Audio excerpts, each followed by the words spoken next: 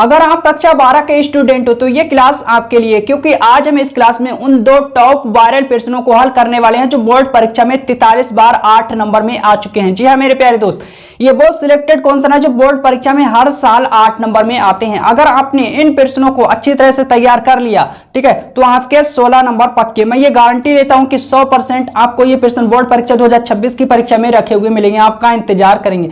ये प्रश्न हर साल आते हैं और 8 नंबर में आते हैं, और ये प्रश्न आपको 100% बोर्ड परीक्षा 2026 की परीक्षा में 23 फरवरी को रखे हुए मिलेंगे। तो एक एक करके प्रश्नों को हल करते हैं।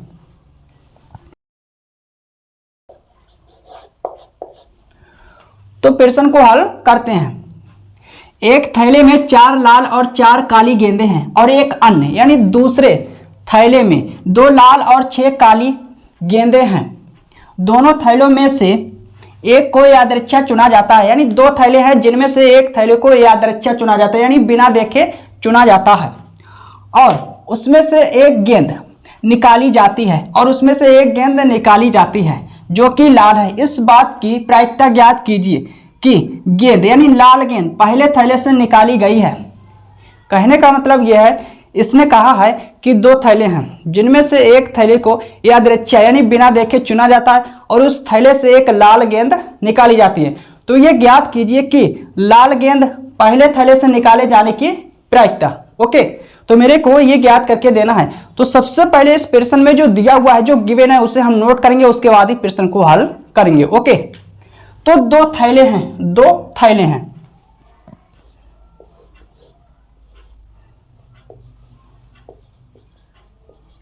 पहला थैला, ओके,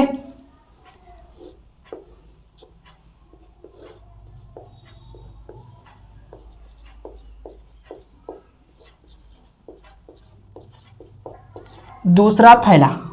एक थैले में यानी पहले थैले में, ठीक है, 4 लाल और 4 काली गेंदें हैं। 4 लाल और 4 काली,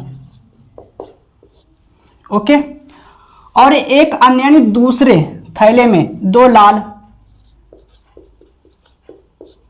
और 6 काली गेंदें हैं। आई होप समझ आया होगा।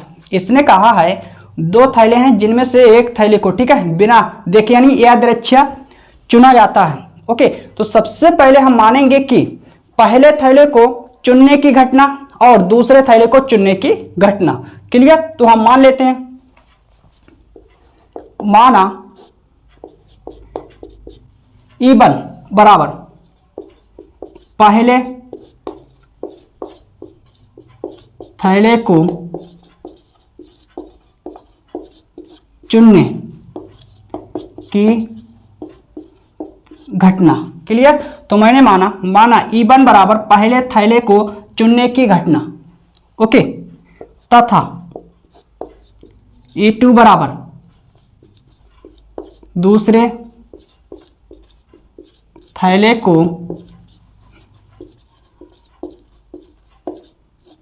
चुनने की घटना। क्लियर? अब हम निकालेंगे, इसके बाद क्या निकालेंगे कि पहले थैले को चुनने की प्रायिकता, उसके बाद दूसरे थैले को चुनने की प्रायिकता। क्लियर? तो हम लिखेंगे पहले थैले को चुनने की प्रायिकता। ठीक है, तो मैंने लिखा पहले थैले को चुनने की प्रायिकता, और पहले थैले को चुनने की घटना क्या है? E1। तो पहले थैले को चुनने की प्रायिकता क्या हो जाएगी? P(E1) बराबर, ठीक है भाई, P(E1) संभव परिणाम या हम कहें अनुकूल परिणाम,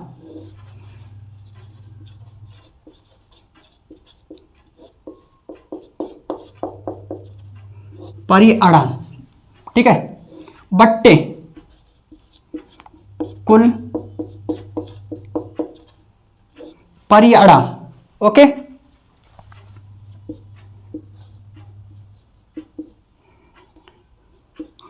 तो दो थैले हैं, ठीक है, जिनमें से मैंने पहले थैले को चुना है, ठीक है, दो थैले हैं तो मैंने पहले थैले को चुना है तो एक आएगा, यानी संभव परिणाम, ठीक है।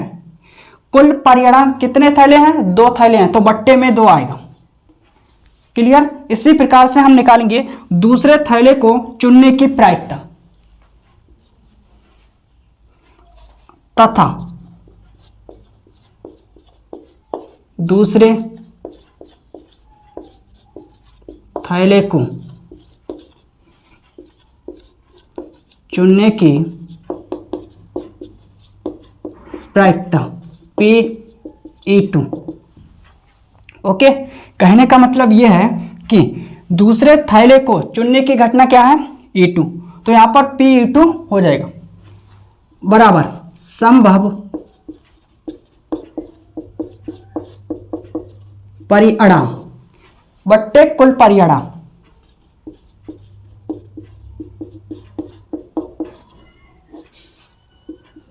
ओके, दो थैले हैं जिनमें से मैंने दूसरे थैले को चुना, यानी एक थैले को चुना है, एक आएगा संभव परिणाम एक।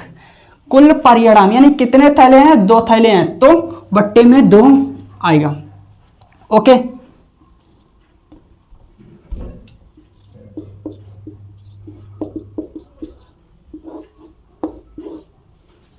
आई होप समझ आया होगा। ओके, अब इसने कहा है और उसमें से एक गेंद निकाली जाती है जो कि लाल है, यानी इसने कहा है कि दो थैले हैं जिनमें से एक थैले को यादृच्छिक यानी बिना देखे, ठीक है, चुना जाता है और उस थैले से लाल गेंद निकाली जाती है। तो सबसे पहले हम मानेंगे कि लाल गेंद निकालने की घटना। Okay, clear? माना लाल गेंद निकालने, ठीक है भाई, हम नीचे लिखते हैं क्योंकि मेरे पास स्पेस कम है। माना लाल गेंद निकालने की घटना को हम आर से प्रदर्शित करेंगे क्योंकि हम इसे अंग्रेजी में क्या कहते हैं? लाल को रेड, रेड माने लाल। ओके, लाल गेंद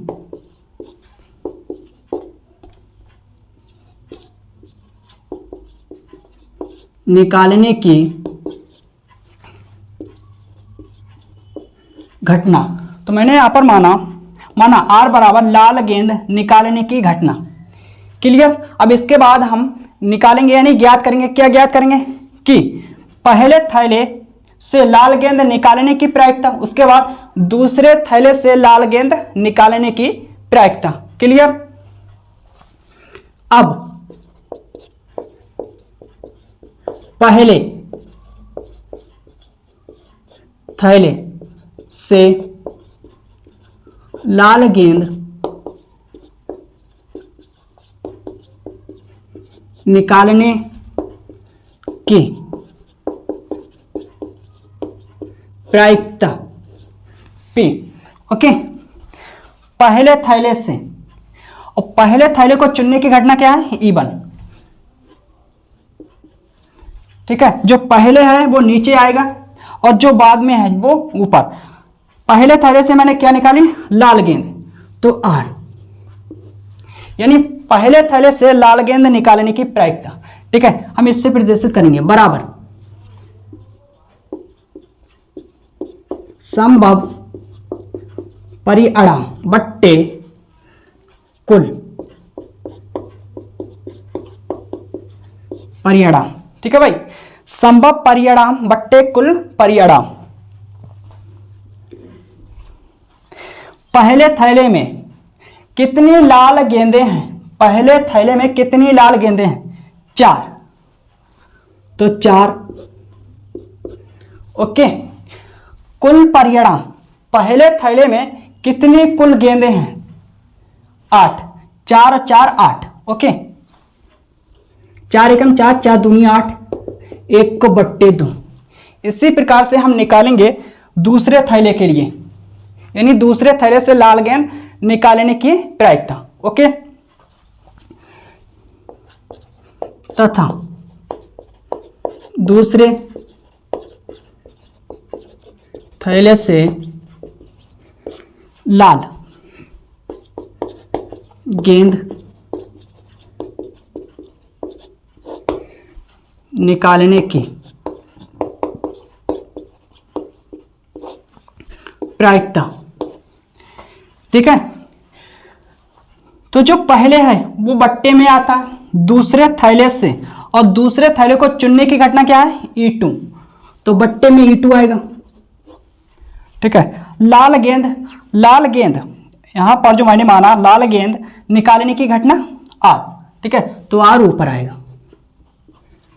क्लियर। संभव परिणाम बट्टे कुल परिणाम। ओके, तो दूसरे थैले में मैंने कहा दूसरे थैले में कितनी लाल गेंदें हैं, 2 लाल गेंदें हैं, यानी संभव परिणाम बट्टे कुल परिणाम। तो दूसरे थैले में कुल कितनी गेंदें हैं, 2 लाल और 6 काली गेंदें, तो टोटल 8 गेंदें हैं। ओके, 2 एकम 2, 2 चौका 8, 1/4। आई होप समझ आया होगा। क्लियर। इसके बाद हम बेज पिर में अप्लाई करेंगे, यानी बेज पिर में लगाएंगे। अब बेज पिर में हम कब लगाते हैं, जब पिर्सन में 2 कंडीशन यानी 2 शर्तें मिल जाती हैं, यानी प्रायिकता के पिर्सनों में जब 2 शर्तें मिल जाती हैं तो हम बेज पिर में लगाते हैं। तो इसे मैं रख करता हूं क्योंकि मेरे पास स्पेस यानी स्थान कम है।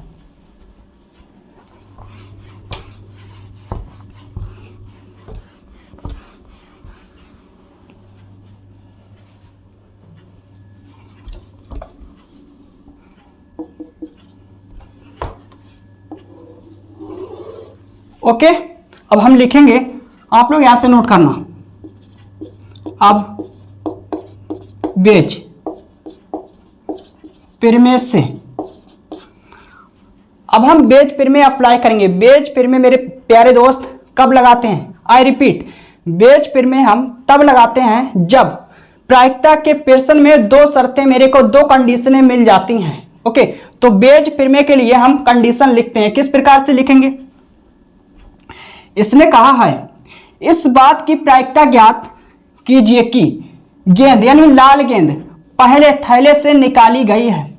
तो मेरे को ज्ञात करना है कि लाल गेंद पहले थैले से निकाले जाने की प्रायिकता, या हम कहें कि लाल गेंद पहले थैले से निकालने की प्रायिकता। बात देखिए, तो हम लिखेंगे लाल गेंद पहले थैले से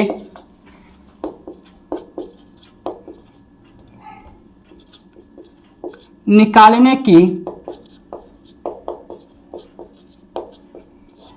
प्रायिकता। ओके, तो मेरे पास इधर स्पेस कम है यानी स्थान, तो मैं इधर लिख देता हूं। ओके, लाल गेंद जो पहले है वो बट्टे में आता है, लाल गेंद, और लाल गेंद निकालने की घटना क्या है, R। ओके, पहले थैले से, और पहले थैले को चुनने की घटना क्या है, E1 हमने मानी है।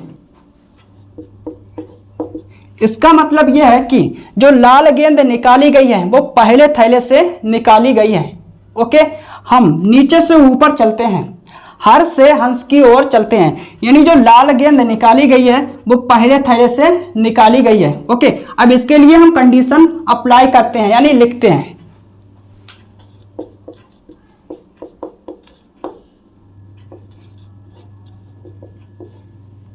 इसे हम सेम टू सेम नोट करेंगे।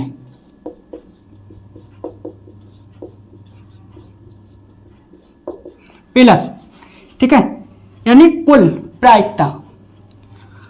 अब इधर हम लिखेंगे, इसके लिए मैं आपको एक ट्रिक बताता हूं। ट्रिक क्या है कि जहां पर E1 है, ठीक है, वहां पर हम E2 लिखते चले जाएंगे।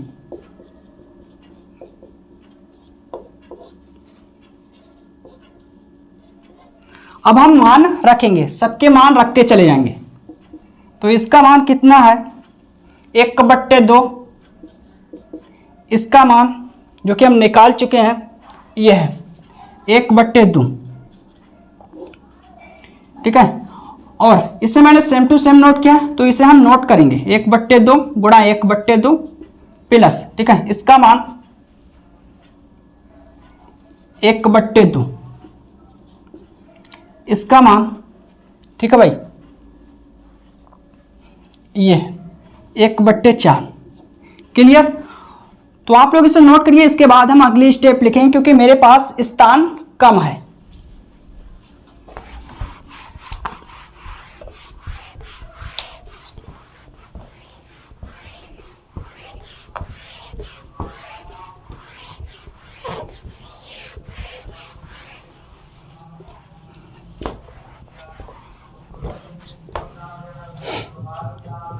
ओके, अब इसे हम हल कर लेते हैं।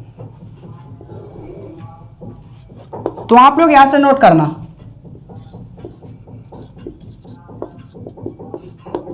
लाल गेंद पहले थैले से निकाली गई है, ठीक है।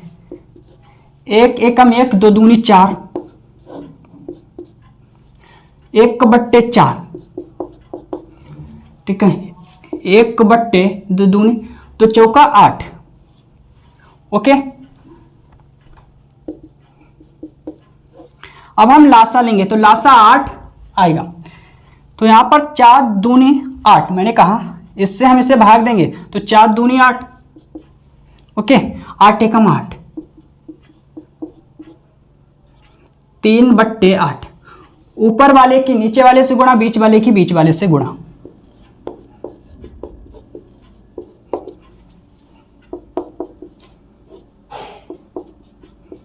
4 एकम 4, 4 दूनी 8, 2/3। तो यही मेरा फाइनल आंसर है। आई होप समझ आया होगा। तो आप लोग इसे नोट करिए, इसके बाद दूसरे प्रश्न को हल करेंगे।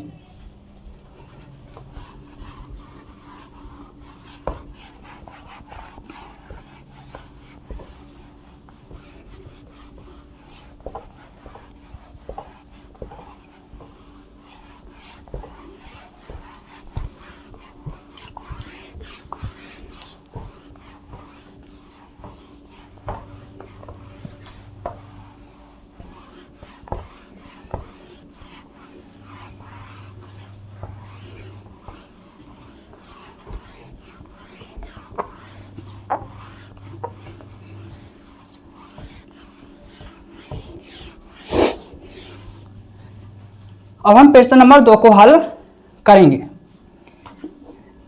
समाकलन का मान ज्ञात कीजिए। तो सबसे पहले इसको हम i के बराबर मान लेते हैं, उसके बाद ही इसका मान निकालेंगे।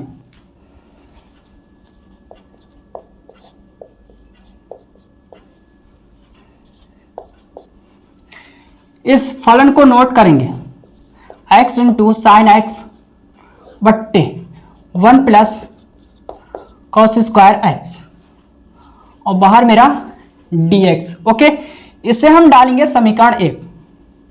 मेरे प्यारे दोस्त, अगर आपको लोअर लिमिट 0 मिल जाती है और अपर लिमिट एनी पॉइंट कोई भी नंबर हो, आई रिपीट, मैंने कहा अगर आपको लोअर लिमिट 0 मिल जाती है और अपर लिमिट कुछ भी हो, तो हम त्रिगुण नंबर 5 लगाते हैं। तो त्रिगुण नंबर 5 इसमें हम अप्लाई करेंगे या नहीं लगाएंगे, तो मैं लिख देता हूं।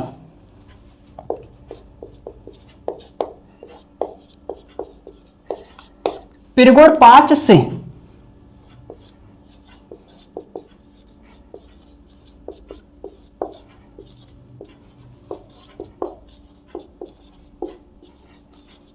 ओके।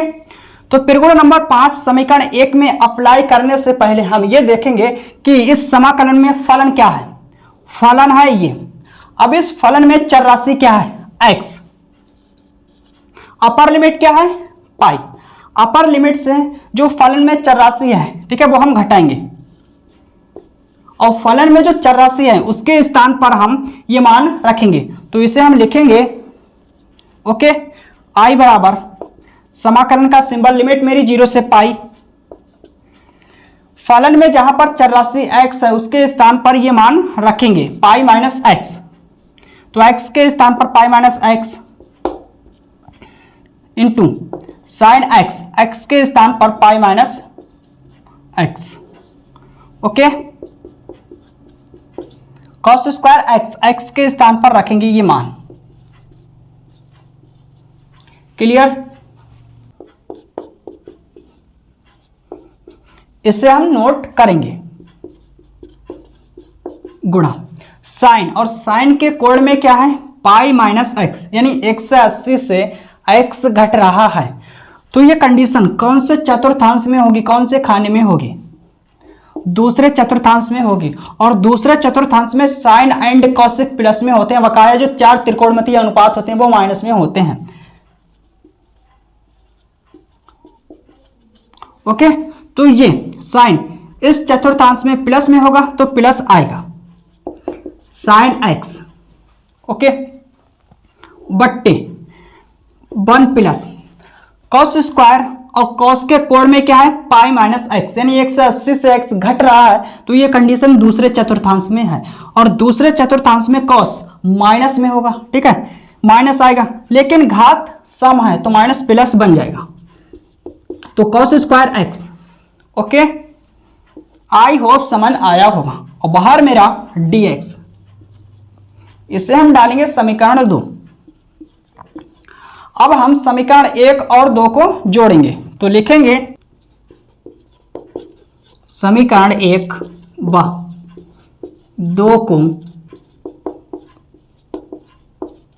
जोड़ने पर। ओके, तो मैंने लिखा समीकरण 1 व 2 को जोड़ने पर, तो LHS LHS में जुड़ेगा, RHS RHS में जुड़ेगा, तो I प्लस I 2I। अब इसे नोट करेंगे, RHS RHS में जुड़ेगा, तो इसे नोट करेंगे।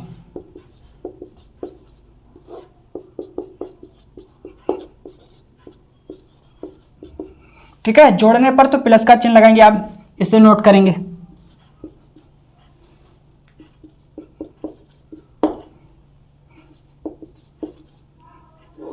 बट्टे 1 प्लस कॉस स्क्वायर एक्स, और बाहर मेरा dx। ओके,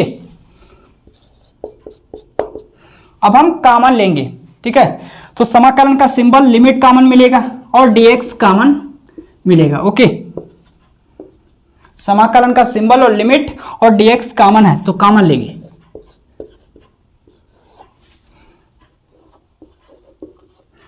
अब जो बचा उसे नोट करेंगे, इसे नोट करेंगे।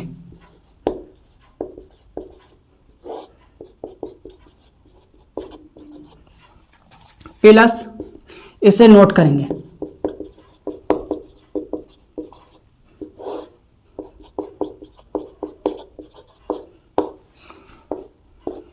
ओके, अब हम लासा लेंगे, तो सबसे पहले इसे नोट कर लेते हैं। लासा लेंगे तो क्या आएगा, 1 प्लस कॉस स्क्वायर एक्स, क्योंकि हर समान है।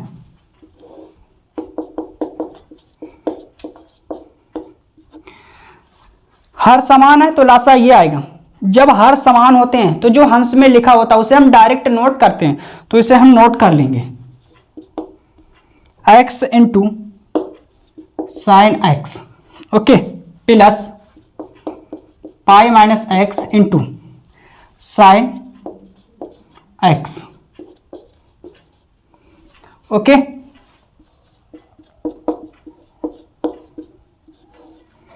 इसे हम नोट करेंगे। अब इस ब्रैकेट में 2 पद हैं, प्रत्येक पद के साथ हम, ठीक है, साइन एक्स की गुणा करेंगे। साइन एक्स को अंदर ले जाएंगे तो दोनों पदों के साथ गुणा होगी।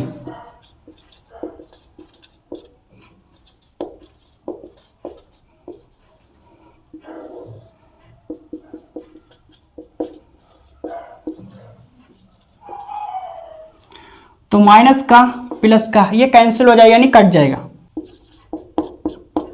बराबर। ओके, 2i बराबर। अब हम पाई को बाहर निकालेंगे क्योंकि पाई अचर राशि है। क्लियर?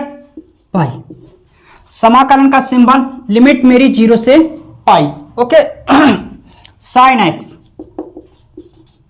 बट्टे में 1 प्लस कॉस स्क्वायर एक्स, और बाहर मेरा dx। आई होप समझ आया होगा। मैंने लिखा 2i बराबर पाई को मैंने बाहर निकाला क्योंकि अचर राशि है, समाकलन का सिंबल, और लिमिट मेरी 0 से पाई। साइन एक्स अपान में 1 प्लस कॉस स्क्वायर एक्स और बाहर मेरा डी एक्स। अब हम देखेंगे कि इस समाकलन में वो कौन सी चर राशि है जिसका अपकलन उपस्थित है। जिस चर राशि का अपकलन उपस्थित होगा उसको हम लेंगे और किसी अन्य दूसरी चर राशि के बराबर मानेंगे। तो कॉस एक्स का अपकलन साइन एक्स उपस्थित है, तो इसको हम किसी अन्य दूसरी चर राशि के बराबर मान लेते हैं। माना, तो इसे हम t के बराबर मान लेते हैं। ओके, अब हम अपकलन करेंगे इधर x के सापेक्ष, तो cos का अपकलन minus sine x dx dt, minus को हम दूसरी तरफ ले जाएंगे।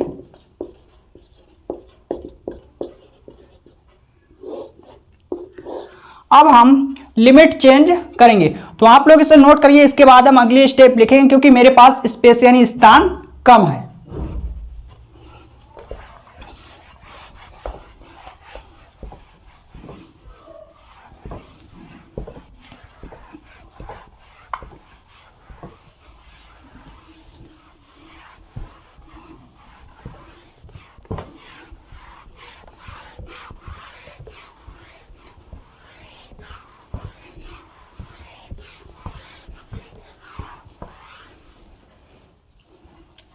तो आप लोग यहां से नोट करना, ठीक है भाई, यहां से नोट करना। अब हम लिमिट चेंज करेंगे जब लिमिट x बराबर 0 है तो t बराबर लिमिट क्या होगी। अब हम x का मान इसमें रखेंगे। cos 0 का मान 1 होता है यानी 1। जब लिमिट x बराबर पाई हो, ये लिमिट किसकी है, x की, जो d के साथ में चर राशि होती है उसकी लिमिट होती है, ठीक है। तो d के साथ में चर राशि क्या है, x, तो ये लिमिट दोनों x की हैं। ओके, जब x बराबर पाई हो तो t बराबर लिमिट क्या होगी, इसमें हम x का मान रखेंगे। cos पाई का मान -1। ओके, अब हम मान रखेंगे, इसे नोट करेंगे। 2i बराबर पाई, लिमिट मेरी जब x बराबर 0 थी तो t बराबर लिमिट क्या मिली मेरे को, 1। जब मेरी लिमिट पाई थी तो t बराबर लिमिट मेरे को क्या मिली, -1। तो मेरी लिमिट हो गई, ठीक है, +1 से -1। ओके, अब यहां पर इसके स्थान पर हम -dt रखेंगे। ओके, 1 प्लस cos x को मैंने t माना तो इसके स्थान पर t रखेंगे, t स्क्वायर हो जाएगा 2i, माइनस को बाहर लाएंगे।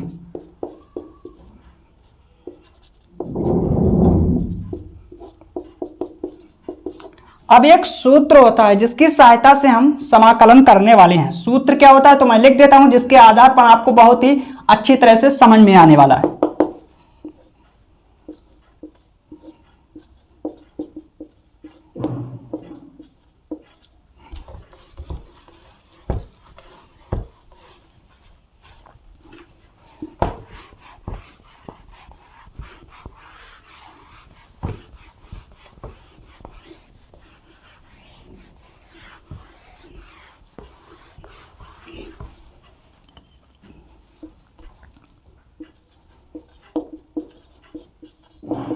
ओके, तो इस सूत्र की सहायता से हम समाकलन करेंगे।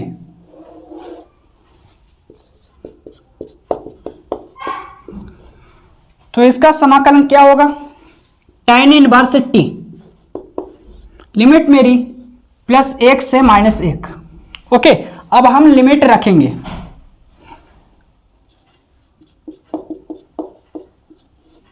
तो सबसे पहले upper limit tan inverse -1 code में, ठीक है, माइनस, उसके बाद हम लोअर लिमिट रखते हैं।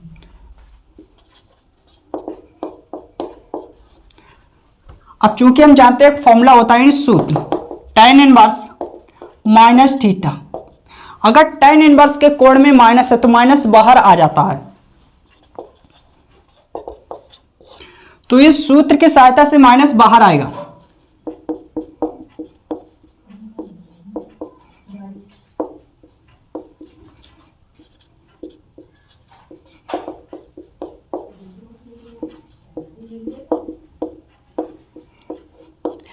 tan इनवर्स 1 का मान π/4 यानी π/4 माइनस tan इनवर्स 1 का मान यानी 1 का मान कितना होता है π/4 यानी π/4।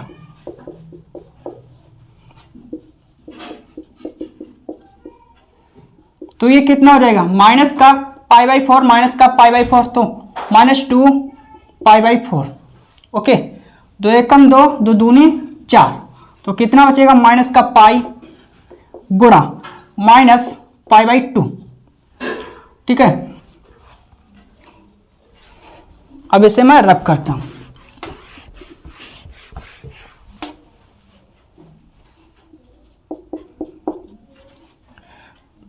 तो माइनस माइनस प्लस π/2। अब 2 को हम दूसरी तरफ ले जाएंगे तो ये गुणा में है बट्टे में जाएगा, लेकिन यहां पर पाई स्क्वायर हो जाएगा। ठीक है,